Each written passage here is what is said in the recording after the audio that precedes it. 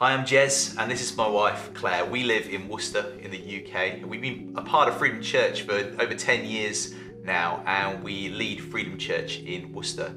We got together in our late teens, which was a few years ago now, and we've been married for nearly 18 years. We always knew that having kids was something that we wanted to do, but 20 years ago, before we got married, before we were even engaged, I got a diagnosis where the doctors told me that I wouldn't be able to have children of my own. And I remember having conversations with my housemates and saying, I'm going to need to break up with this guy, because I figured that it would be something that was really important enough for Jez that he would want to end that relationship. Fortunately, that wasn't the case.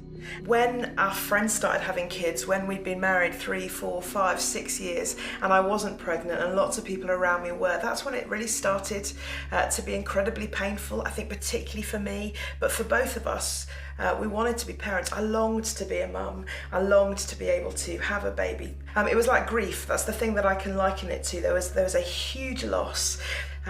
Friends announced that they were pregnant, and my heart was filled with joy for them, and yet within me there was this like, ugh, why can't that be me as well? There were moments in it where people would very well-meaningly but very unhelpfully say to me, wow, you've been married for 5 years, when are you guys going to start having kids? We knew that God was for us. We knew that God had great plans for us. But we weren't seeing them outworked. We prayed. We asked God that I would get pregnant. There were other people that were praying for us, and yet we still didn't fall pregnant. We still didn't have a baby. It can rob your life.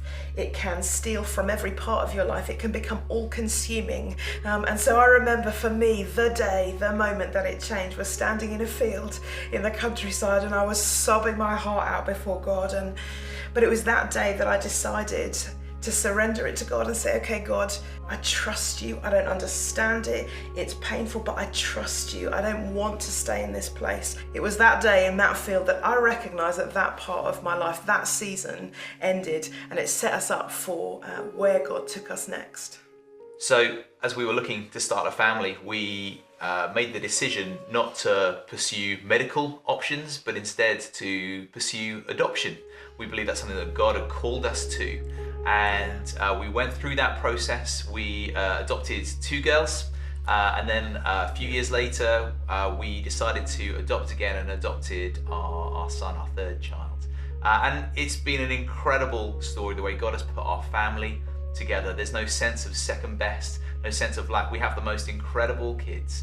And the most significant thing for us in all of this is the day that Claire was in that field, grieving and giving it over to God, was the very day that our eldest daughter was born. It's like it's always been God's plan. God's first plan, God's best plan for us was the children that we have. We had our daughters first, then God said adopt again.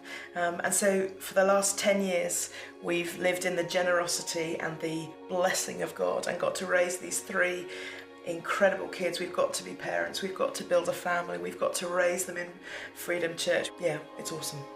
So God had answered our prayers and put our family together in this most incredible way. But this year, something else amazing happened. I've been feeling a little bit poorly at the beginning of the year. I've been feeling really fatigued, and life's pretty full, so I put it down to that.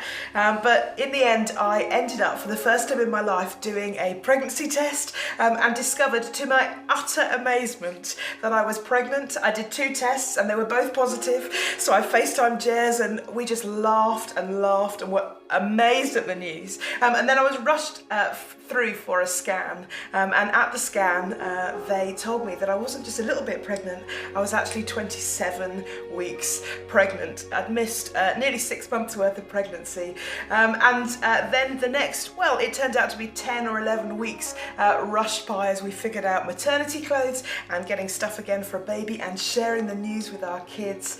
And then 3 weeks early we had the absolute gift of our 4th child, and Kit Ferris Hailwood was born, weighing 6 pounds and absolutely beautiful. I was so struck as I held Kit in my arms for the first time, and honestly, every day since, that 20 years ago, I was told that this was impossible. 20 years ago, I was told I would never be a mother. And yet here I am holding this baby. Here I am holding what man said was impossible, but what God said was possible. because of the goodness and the kindness, the generosity of God, we get to raise this amazing baby and our other 3 kids as well. God gave us the gift of a miracle baby.